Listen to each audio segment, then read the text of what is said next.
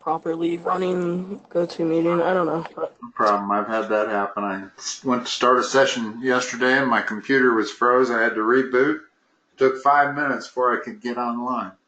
yep, same with me here. All right. So what do we got? I want to do so yesterday we did division and multiplication. I want to do addition, subtraction today. Okay. So let me pull up the problem really quick.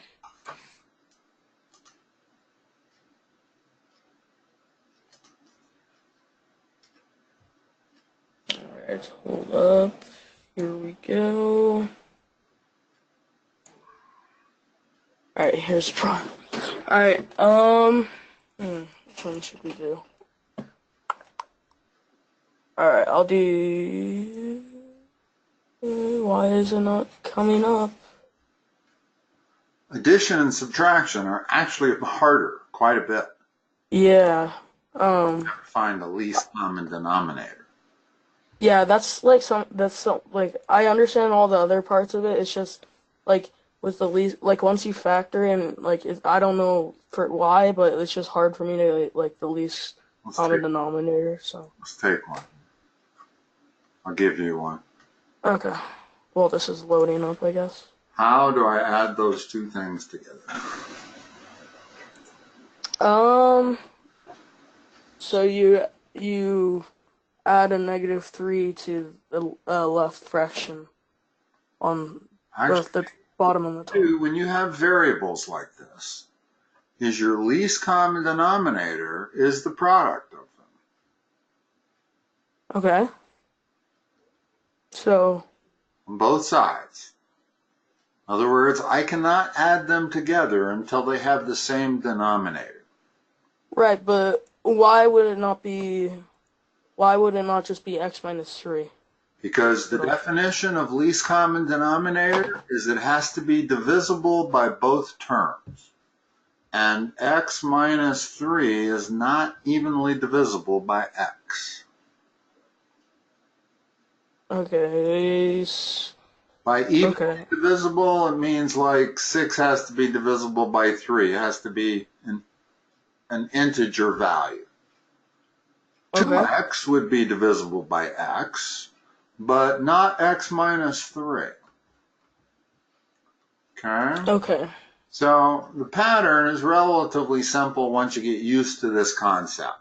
And I would suggest you do it exactly as I'm doing it here. Okay. And furthermore, do not multiply these together. Do not distribute. Mm-hmm. The reason is I got to put something there. What goes there? I don't change the original fraction. That would be 1 plus x, parentheses x minus 3? Just x minus 3. Notice that the x minus 3 cancels with the bottom one, and I end up with 1 over x. No, but what happened to the 1? It's multiplying. It's still there. It's just multiplier. Oh, yeah, okay. We don't write it. We don't need to write it. Okay? Okay. So that's the term on the left numerator. And that's the reason I don't distribute the denominator, is because I can easily see, looking at this, that I have not changed the fraction. And that is what you want to make sure you do, is not change the fraction. Mm-hmm. Okay? So how about over here? What's required? Nothing, right? Well, what would I have to put in that numerator to make it the an x. That fraction? It's got to be exactly the same, so it's got to be 2x. Oh yeah, okay. Now notice I could cancel that x with that x, and I would be left with the same thing I started with. You with me? So, yeah. Our answer is going to have a denominator. Still don't need to multiply it together. In fact, it's preferable to leave stuff in factored form. And now I got to operate on the numerator. So what is x minus 3 plus 2x? Uh, 2, or it would be 3x minus 3. Now, I can factor a greatest common factor out of that. What would it be? An x. No. A Greatest 3. common factor has to divide into both terms evenly. X does not divide into 3. Well, can you just cancel, or never mind, never mind. Okay, yeah, That's definitely for sure. You can't cancel the x's. The right. reason is that this x on top has a minus 3 after it. Mm-hmm. If it was multiplying something, then you could cancel those x's, but we can't. What we can do is factor a 3 out.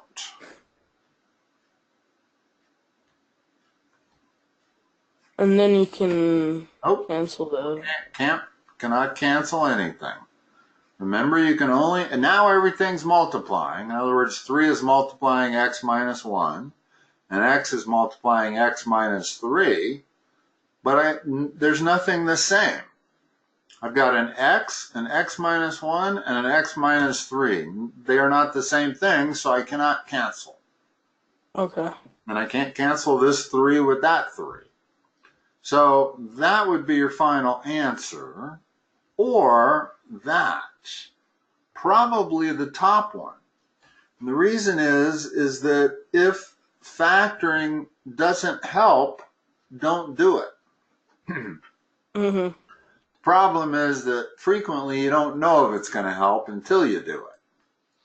In other words, when I looked at this 3x minus 3, I knew I could factor a 3 out, but whether I would be left with anything that would allow me to cancel stuff, I didn't know. And I was not. So I got to that step. And since I got there, I'm going to leave it like that. Okay? So that's how you do adding and subtracting fractions that involve variables that are in the denominator. Now, did you find some of your problems? Yeah. All right. Let's have at it. All right. 4 over x plus 3 plus 6 over x minus 2. Okay, similar. Give me a common denominator. And always do it like this, like I'm doing it. Draw both your fractions, figure out what your common denominator is going to be, and write it under both. See, that's the part I'm confused on. Like, I don't know how to... Always get a common denominator by multiplying. Always. It won't necessarily be the least common denominator, but usually it will be. So my least, I'm not even going to call it least. Yeah, I can call it least. Least common denominator is going to be the product of those two denominators. Got it? So that's all you do? Just put them together, or what? Okay. And I got to do it on both. Now, to figure out the numerators, I know I still got to get a 4 there. What's got to go inside those parentheses? X minus 2. All right. That's the way you do it. I know the 6 got to be there. What's got to go inside those parentheses? X plus 3. All right. And now distribute the numerator. Can't you cancel though, or no? No. Well, no, we don't want to cancel because that gets us back to where we were. In other words, we want to have two denominators that are the same. That's the only way you can add fractions, if you have the same denominator. So if I cancel them, I'm going to have different denominators again. Right. In other words, I went from step 1 to step 2. I kind of expanded it. I don't want to cancel. I want to now distribute the numerator and operate on the numerator. Remember, your denominator does not change when you're adding. It stays the same. It's not like multiplication. Okay? So now, what's the numerator become? The numerator would be, um, Just distribute. okay, so it would be 10x. Hold on. Well, yeah, let's do it step by step. Or, yeah, 10x. Well, let's do it step by step. Okay.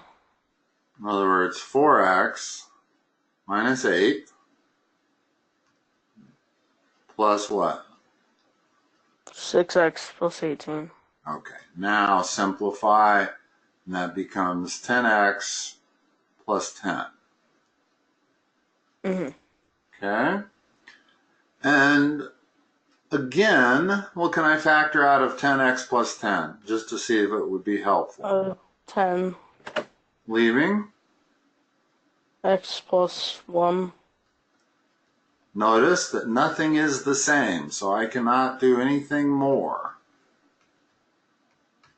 And I definitely do not want to multiply those two together on the bottom. There's no point in doing it. So, which one should I leave on the test? The one on the top or bottom? Either one's going to work. Is it a multiple choice test? No. Then I would think I would go with that one. Okay. But either one's going to be counted correct. Okay. And I'm not positive that he doesn't want you to factor it all the way down. So the best likelihood is to go with that one. There's no way that one can be counted wrong. So if you do factor it and it's one is the is the same one as the bottom when you cancel there? Yep. If that would have come out x plus 3, I would have canceled it. Now we would have had 10 all over x minus 2. Right. So that's the purpose for factoring, is to see if it happen to create a factor that cancels with the bottom. Okay. Now, one thing we should definitely cover before we go any further is how to handle subtraction. Let's subtract these two. Okay. Something special happens when you subtract. You got to be careful of. It's a pitfall. It's easy to make a mistake. So, exactly the same problem. I've figured out my common denominator. I got what my numerators are. Now, work with the numerator again. Here's my denominator answer. I know it. So it'd be the same thing for denominator and everything, Keep doing right? it. Just go through it.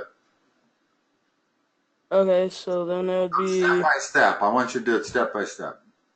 So it would be 4x minus 8 minus 6x minus 18. Correct. In other words, I wanted to make sure you got that minus sign on the 18. Because when you multiply 6 times 3, it's plus 18. But this minus definitely applies to that whole thing. Right. Okay. So then that simplifies a little bit differently. But, so you got to be a little careful on the minus. Just make sure you apply it to the whole term on the right.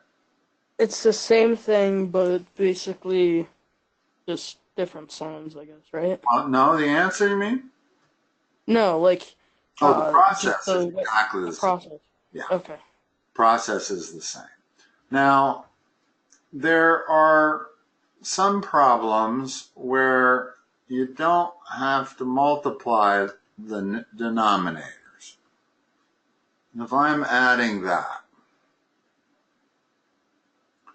I don't know if they're going to give you any like this. So I'm hesitant to cover it. What's the least common denominator? The least x, right? Or X squared. x squared, right? A common denominator is definitely the product, which is x cubed. So I can always get a common denominator by multiplying them together. Always. Would it still work in the long run, or? Yep. Okay. In other words, the numerator has to read x squared, right? This numerator has to read x. So now I get an answer, x squared plus x all over x cubed. Now I can factor out an x, so I get x plus 1 all over x cubed. And now notice that x cancels with one of those exponents. So I end up with that. Okay? However, when you have this particular situation, it's going to be easier if you have a least common denominator. And because I can divide, if I use a common denominator of x squared instead of x cubed, remember the definition of a least common denominator. Both terms, both original terms, that one and that one, have to divide into it evenly. Do they? Do they? In other words, does that divide evenly?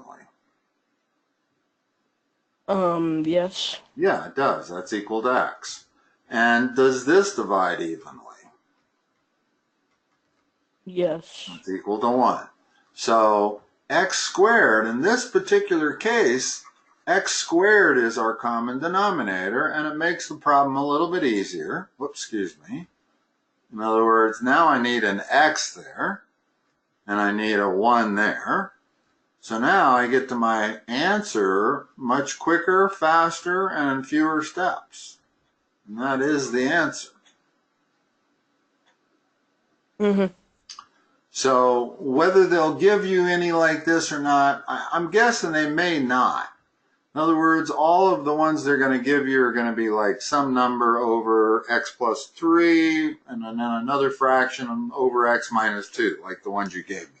What else you got? Let's see how hard they get. Okay. And we can go over an extra 5 minutes if you don't mind, or if you want. Yeah, that's fine. Okay. Okay. Because we got off. So 3 over 2x plus 6 plus 4 over x plus 3. Okay. So right off the get-go, they give you one. What would you do for a common denominator here? Wouldn't you just do 2x plus 6 parentheses 3? Don't need to. And I'll show you why. If I factor this, I get this.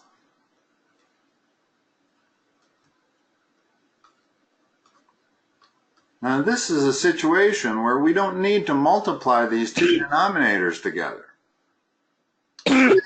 What is the least common denominator going to be? Wouldn't it just be 2 parentheses x plus 3, right? There you go. That fits the definition. In other words, that is divisible by the first denominator evenly, and it's divisible by the second denominator. It goes into it twice, which is evenly. Okay? So I'm going to use this as my common denominator. And I only found it because I factored that 2x plus 6. This is a much easier common denominator than we would have been using had I multiplied 2x plus 6 times x plus 3. Okay? So, what goes in the upper left? Nothing, I don't think. What you gotta make sure is you put something in there that matches. Yeah, just 3. 3. So not nothing. 3. Well, yeah, I meant like nothing extra. Okay, nothing extra. You're correct. How about the one on the right? It would be 8. There you go. Now you have your answer. You operate on the numerators only. And you leave that in factored form. Yep. And I can't do anything further on that. Okay. So if I did put them together, like, well, how much difference? I'll show you. It'll still work, but watch how harder it is. Yeah, let's say I don't think to factor it, so I don't realize that there's something in common between them. So I decide to do this. In other words, I'm going to use a common denominator. It's just not going to be the least common denominator. Mm-hmm. And it's going to take longer. Remember, in the other way is all I had to do was add two numbers, 3 and 8, to get 11. Now tell me what goes here. Top left. Top left, that would be 3 parentheses x plus 3. Top right. That would be 4 parentheses 2x plus 6. Notice how much more math there is. Uh-huh. Not contribute to get 3x plus 9 plus 8x plus 24. Big numbers. Bottom still have this.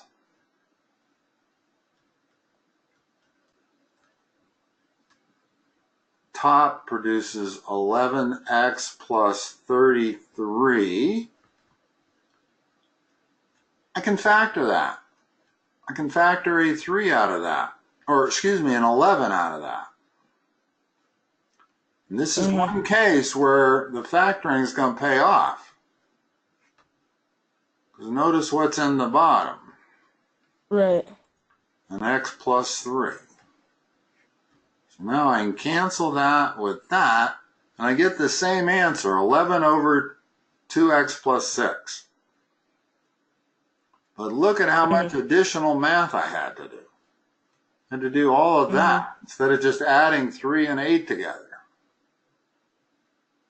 So there's a definite benefit to getting the least common denominator, but not to the point where if you have to spend 5 minutes getting it, then just go ahead and work with a common denominator, which is always going to be found by the product of these two things.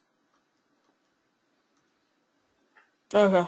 Got another one? We got time for at least one more here. Yeah, okay. Pick your hardest one.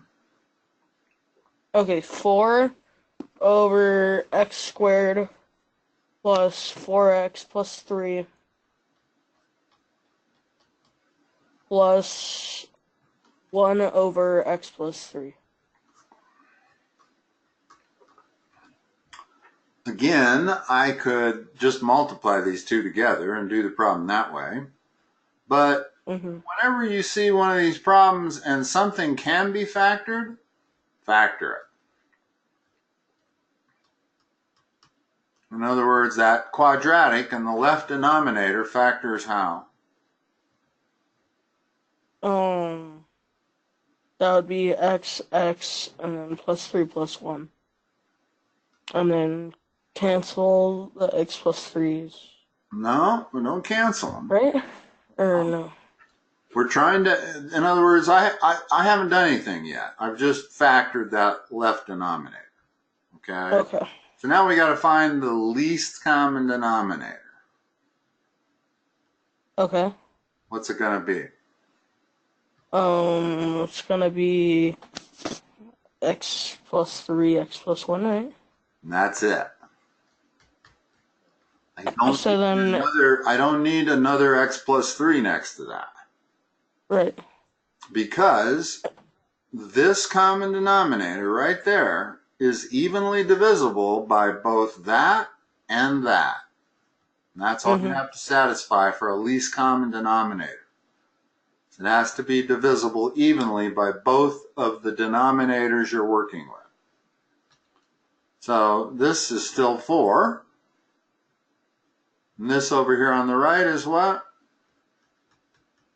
It would be 1 parentheses x plus 1. And you don't need to write the 1. In fact, it's confusing if you do write it. Okay. Just because those kind of ones are implied, so we don't write them. In other words, I could have written a 1 in front of all of these if I wanted to. It doesn't do anything. So. Right. All right. So it looks like the way you want to proceed on all of these is before starting, factor always, either a greatest common Mhm. factor or factor the quadratic. And Mhm. then almost always, they're not going to give you a problem like this unless one of those factors is x plus 3. Mhm. Just the way they're going to do it, because they're testing your ability to find the least common denominator, not just any common denominator. Mhm. All right. Um, you good to go, or you got anything else you want to? So from there, would you cancel or just No, you leave mean it like? from what we got on the bottom row? Yeah, would that just be 4 parentheses x plus 1 over x plus No, 3 x plus you're 1? not multiplying, you're adding. So the numerator, you add the numerator. So it's 4 plus x plus 1. And the denominator stays x plus 3 times x plus 1. And this becomes x plus 5. 5. Right. Okay. So, all right. Cool. Yeah. And can't cancel anything because we have 3 different things. Right. When's your test? Monday. Monday. Monday. Is this our last session, or are we going to have a session this weekend? I think we're gonna schedule this one this weekend. Okay. Yeah. I've got quite a bit of time on Friday, Saturday, and Sunday. You can see, Okay. but I've got a few appointments that have been scheduled, Uh-huh. but not a lot. I usually block off lunch when I do that.